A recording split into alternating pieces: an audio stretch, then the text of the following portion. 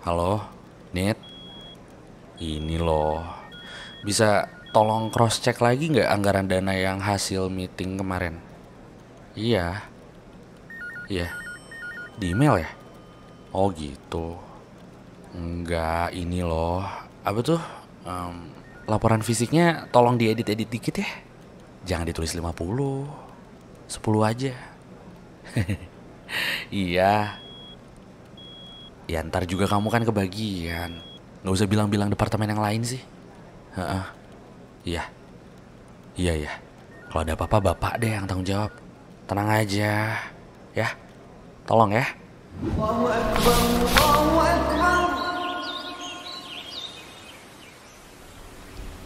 Assalamualaikum warahmatullahi wabarakatuh. Bismillah walhamdulillah wassalatu wassalamu ala rasulillah wa ba'd. Di antara penyakit bangsa yang sedang dialami oleh negeri yang kita cintai ini adalah betapa banyaknya perbuatan korupsi di semua lini. Tidak hanya di kalangan atas saja, sampai di kalangan bawah pun perbuatan korupsi ini terjadi. Tentu kita harus memahami, wahai saudara-saudariku, amanah yang Allah Subhanahu wa taala berikan kepada kita dalam bentuk jabatan apapun yang kita emban dalam berbagai macam level, maka itu sesuatu yang harus kita jalani sebaik mungkin. Itu adalah sesuatu yang pastinya kita akan dimintai pertanggungjawaban oleh Allah Subhanahu wa taala. Allah Subhanahu wa taala berfirman, "Innallaha ya'murukum an tu'addul amanati ila ahliha." Sesungguhnya Allah Subhanahu wa taala memerintahkan kepada kita semua untuk melaksanakan amanah sebaik mungkin. Oleh karenanya, ketika seseorang justru mengkhianati amanah dalam bentuk menyelewengkan amanah tersebut dalam bentuk perbuatan korupsi, maka ini tentu adalah perbuatan yang sangat berseberangan dengan apa yang Allah Subhanahu wa taala inginkan. Oleh karenanya, saudara-saudariku yang semoga dimuliakan oleh Allah Subhanahu wa taala, di momen Ramadan ini adalah momen yang paling tepat di mana Ramadan kita diwajibkan untuk berpuasa. Yang mana ibadah puasa ini esensinya adalah bagaimana agar kita dilatih atau bisa melatih diri dalam rangka mengendalikan hawa nafsu kita. Jangankan perkara-perkara yang haram, perkara-perkara yang boleh saja itu menjadi terlarang di Ramadan.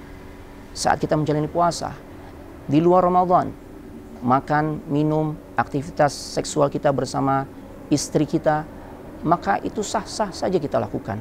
Namun saat di waktu Ramadan, dimulai dari subuh sampai maghrib, kita terlarang untuk melakukannya. Apa maksudnya? Apa pesan? Apa hikmah dari ibadah puasa yang kita jalani ini? Sesungguhnya hikmahnya adalah Allah melatih kita, Allah mentarbiyah kita agar kita mampu mengendalikan hawa nafsu kita, di mana hawa nafsu itu condong mengarahkan kepada keburukan. Innan nafsa la'ammaratum bisu. Sesungguhnya hawa nafsu manusia itu condong mengarahkan kepada hal-hal yang bersifat keburukan, di antaranya melakukan tindakan korupsi. Korupsi dengan beragam macam variannya. Apakah korupsi dari sisi keuangan, korupsi dari sisi waktu, di mana seseorang pegawai tidak tepat waktu ketika hadir, ketika datang ke kantornya, padahal telah jelas kesepakatan yang telah dibuat, yang telah disepakati, jam masuk jam 8, tapi ketika dia ternyata datang jam 9 atau bahkan setengah 10 atau bahkan lebih, maka sesungguhnya orang ini telah melakukan tindakan korupsi. Oleh karenanya, kita tentu ingin mendapatkan petunjuk yang pada akhirnya ini bisa kita jadikan panduan agar kita bisa mengendalikan diri kita sehingga terhindar dari perbuatan korupsi dengan beragam macam bentuknya. Di antaranya adalah hadirkan sifat muraqabah di dalam diri kita. Apa itu muraqabah? Selalu merasa diawasi oleh Allah Subhanahu wa taala. Ketika kita bekerja dipantau oleh CCTV di banyak sudut, kita merasa akan berusaha menampilkan performance kerja yang sebaik mungkin. Padahal boleh jadi ada angle-angle yang tidak terpantau oleh CCTV. Kita berusaha menampilkan sesuatu yang terbaik pada diri kita. Kita akan berusaha juga tidak melakukan sesuatu pelanggaran sekecil apapun. Kenapa demikian? Karena khawatir terpantau. Kenapa kita justru tidak merasa dipantau oleh Allah Subhanahu wa taala?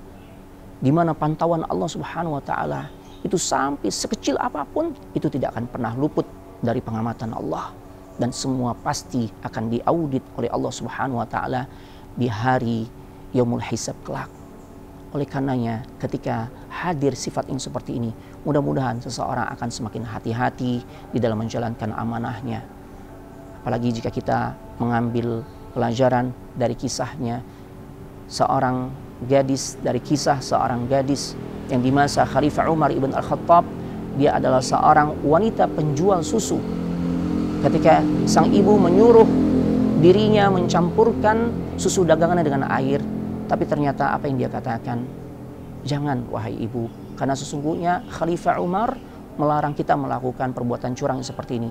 Tapi apa kata orang tersebut? Apa kata ibunya tersebut? Ibunya katakan, Khalifah Umar nggak tahu. Padahal saat itu Khalifah Umar ada di luar rumah, yang tidak sengaja beliau lewat rumah anak gadis tersebut, ya, yang sedang bercakap-cakap dengan ibunya. Artinya dia mendengarkan percakapan itu. Kemudian sang anak berkata, wahai ibu, sekalipun Khalifah Umar tidak mengetahuinya, tapi Rabbnya Umar, Allahu Rabbul Izzati wal Jalalah, Rabbnya Umar, Rabbnya kita semua, pasti mengetahui apa yang kita perbuat, wahai ibu.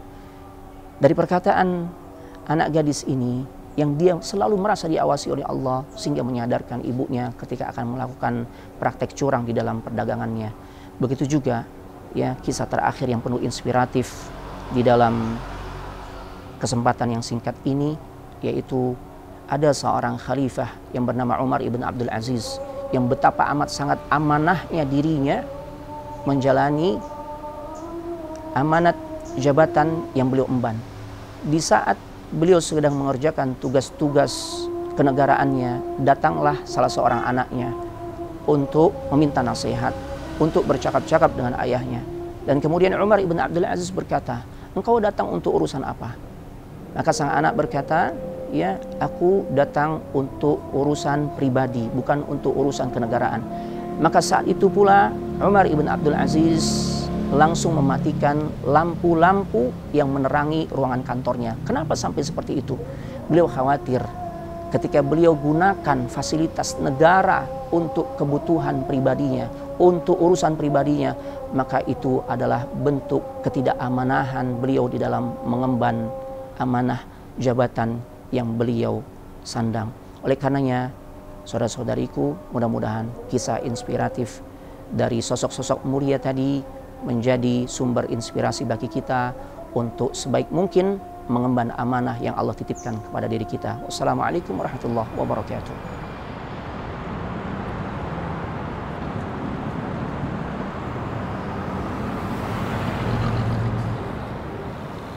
لا